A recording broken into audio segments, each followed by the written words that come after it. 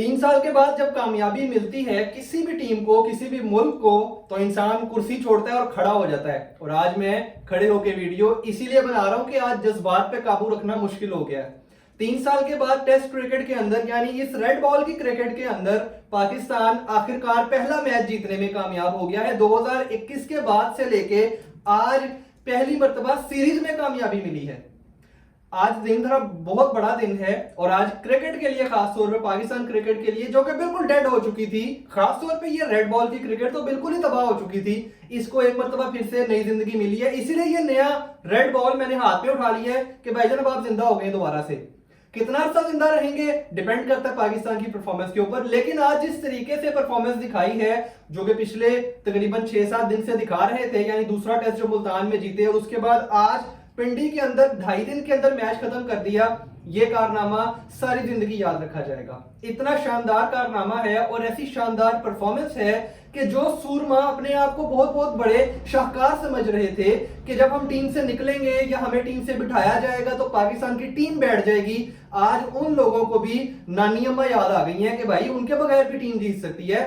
वो सुपरस्टार जरूर होंगे लेकिन परफॉर्म करेंगे तो सुपरस्टार होंगे। परफॉर्मेंस के बगैर आप सुपरस्टार नहीं है, आपको रिप्लेस करने वाले सुपरस्टार हैं। चाहे वो कामरान गुलाम हो, चाहे वो साजिद खान हो या वो नुमान अली हो, ये लोग सुपरस्टार हैं जिन्होंने आज इतने अरसे के बाद इस रेड बॉल की क्रिकेट के अंदर कामयाबी दिला के पाकिस्तान का नाम ना सिर्फ पाकिस्तान में रोशन किया है बल्कि दुनिया के अंदर रोशन किया है। इवन इंडिया के अंदर पाकिस्तान के इन 2 प्लेयर्स की तारीफ हो रही है।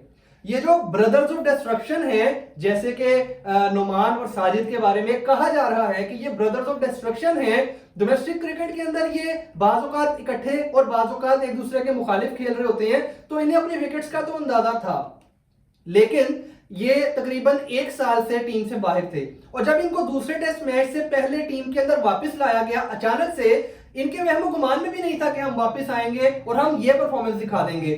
जज्बा तो हर किसी के अंदर होता है अपनी टीम के लिए, कुछ ना कुछ अनोखा, कुछ ना कुछ अच्छा करने का, लेकिन अल्लाह ने इनको इतनी इज्जत, इतनी कामयाबी दी है कि जिसकी मिसाल दुनिया में नहीं मिलती। इन दोनों की खुसूसियात तो बहुत ज्यादा है, खासतौर पे इस सीरीज के हवाले से, लेकिन मैं चंद बातों की तरफ नजर दौड़ाऊंगा, चंद बातों पे जिक्र करूंगा और आपको सिर्फ ये बावर कराना चाहूंगा कि जिनको आप सुपरस्टार समझ रहे थे और जो ट्वीट के जरिए टॉन्ट कर रहे थे कि भाईजान निकाल लिया हमें, इंशाल्लाह जीत के दिखाना, इस तरह के ट्वीट्स आए थे कुछ प्लेयर्स की तरफ से, तो जीत के दिखा दिया। अब वो बेचारे अपने मुंह छुपाते फिर रहे हैं क्योंकि उन्होंने तो ख्वाब देखे थे कि हम बाहर टीम से जाएंगे और हमारी टीम की हालत और खराब हो जाएगी और बाद में हमें फिर तरले मिलते करके वापस बुलाया जाएगा। तो आज उन लोगों को भी बड़ा सख्त और बड़ा शदीद किस्म का जवाब मिल चुका है। बात करते हैं जी नुमान और साजिद की। ये जो ब्रदर्स ऑफ डिस्ट्रक्शन है, इंग्लैंड के लिए इन्होंने क्या कारनामा अंजाम दिया है, मैं पहले इंग्लैंड के पॉइंट ऑफ व्यू से बात कर लेता हूं।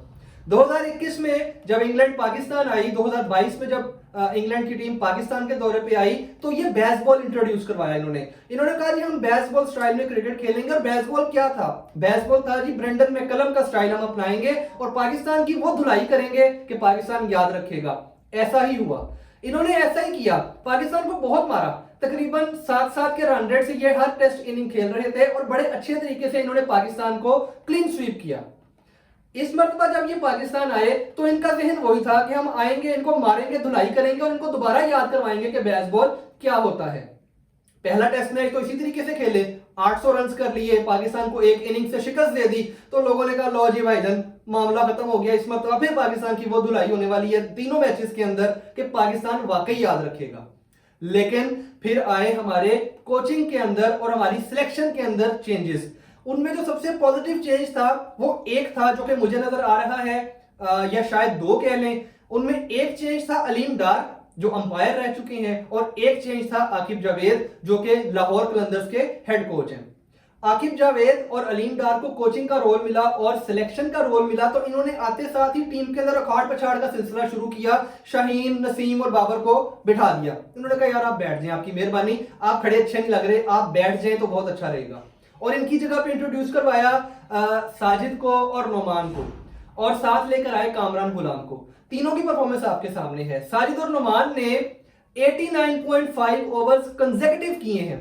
89 यानी कि 90 ओवर्स का एक दिन होता है टेस्ट क्रिकेट के अंदर, तो इन्होंने एक पूरा दिन अब वो दिन जो है 2 टेस्ट मैचेस के ऊपर मुश्तमिल है, लेकिन इन्होंने एक पूरा दिन यानी कि 90 ओवर्स कंसेक्यूटिव बॉलिंग कराई है। थके नहीं है क्योंकि ये सिगरेट नहीं पीते, दोनों फिट हैं। दोनों भाई इतने अच्छे तरीके से बॉलिंग कर रहे थे कि ना इनकी लाइन लेंथ में खराबी आ रही थी और ना विकेटों में ठहराव आ रहा था। जब बॉल करते थे तो बैट्समैन परेशान रहता था, किसी ना किसी एक आधे ओवर के अंदर विकेट मिलती थी तो उसका प्रेशर दूसरा बैट्समैन पे डाला जाता था और उसी प्रेशर के अंदर दूसरे को भी आउट कर लिया जाता था। पहले टेस्ट मैच के पूरी इनिंग्स के अंदर इंग्लैंड के सिर्फ हुए 7 खिलाड़ी आउट, उसमें ये दोनों नहीं खेल रहे थे। दूसरे और तीसरे टेस्ट मैच के अंदर यानी कि टोटल जो 40 विकेट्स थी इंग्लैंड की, उसमें से 39 विकेट्स 39 विकेट्स इन दोनों ने हासिल की हैं। ये मेरा ख्याल है आपने भी शायद कभी नहीं सुना होगा और ना कभी देखा होगा, और ना ही मेरा ख्याल है किसी हमने, या मेरा ख्याल है मैंने तो आज तक इस तरह की परफॉर्मेंस देखी ही नहीं कि आपने 2 टेस्ट मैचेस के अंदर किसी और बॉलर को जहमत ही दी कि वो विकेट ले पाए। आज भी देख लें 10 की 10 विकेटें नोमान और साजिद, पहली इनिंग के अंदर भी 10 में से 9 विकेटें नोमान और साजिद, और पिछले मैच के अंदर यानी कि दूसरे टेस्ट मैच के अंदर मुल्तान में 20 की 20 विकेटें नोमान और साजिद। भाई क्या खा के आए थे, इंग्लैंड को तो हिलने नहीं दिया। कुछ लोग कह रहे हैं कि बेसबॉल अगर पैदा यहां पे हुआ था, बेसबॉल का आगाज अगर पाकिस्तान में हुआ था और इंग्लैंड ने किया था, तो आज बेसबॉल का जो जनाजा था वो भी पाकिस्तान में ही निकला है और पाकिस्तान में ही इस बेसबॉल को दफना दिया गया है। मेरा ख्याल है इंग्लैंड इस परफॉर्मेंस को याद रखेगा और अपनी स्ट्रेटेजी को चेंज करने की कोशिश करेगा कि अब हमने पाकिस्तान में किस तरीके से खेलना है और पाकिस्तान को आम टीम्स की तरह टैकल नहीं करना जैसे हम हर दफा इनको करते आ रहे थे।